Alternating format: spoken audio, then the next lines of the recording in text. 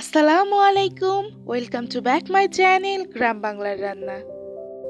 আজকে আমি তৈরি করে দেখাবো গ্রামীণ পদ্ধতিতে একদমই ঝামেলাবিহীন আলু দিয়ে দেশি মুরগির মাংস রান্নার রেসিপি। প্রথমেই আমি মুরগির মাংস এবং আলুগুলোকে ধুয়ে পরিষ্কার করে নিয়েছি। এবার কড়াইতে আমি প্রায় 1 কাপ পেঁয়াজ কুচি দিয়ে নিয়েছি। এবার দিয়ে নিচ্ছি পরিমাণ মতো তেল। দিয়ে দিলাম পরিমাণ মতো জিরা বাটা, পরিমাণ মতো আদা ও রসুন বাটা, দিয়ে দিচ্ছি পরিমাণ মতো হলুদের গুঁড়ো। এবার দিলাম পরিমাণ মতো মরিচের গুঁড়ো।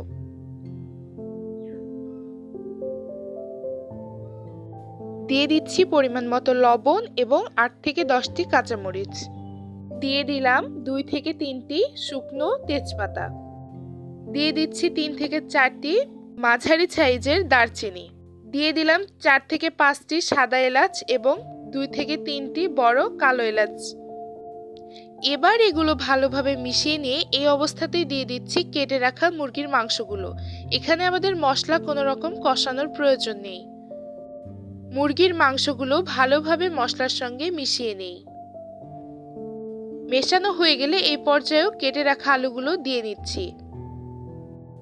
এবার সবগুলো উপকরণ ভালোভাবে 2 থেকে 3 মিনিট সময় নিয়ে আলতোভাবে মিশিয়ে নেই।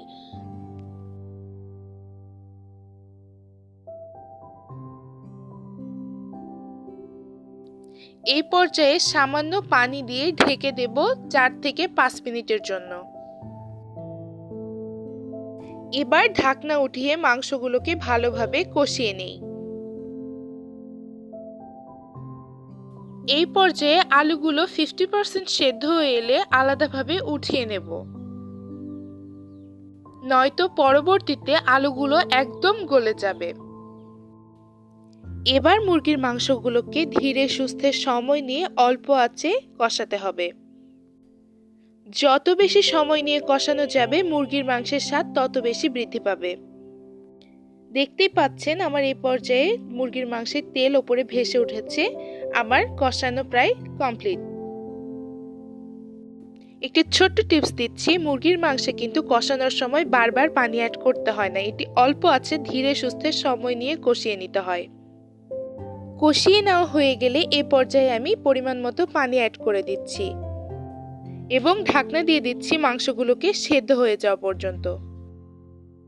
এই পর্যায়ে আমি বলে দিচ্ছি এখানে আমার রান্নায় চুলার আঁচ থাকবে মাঝারি আঁচে।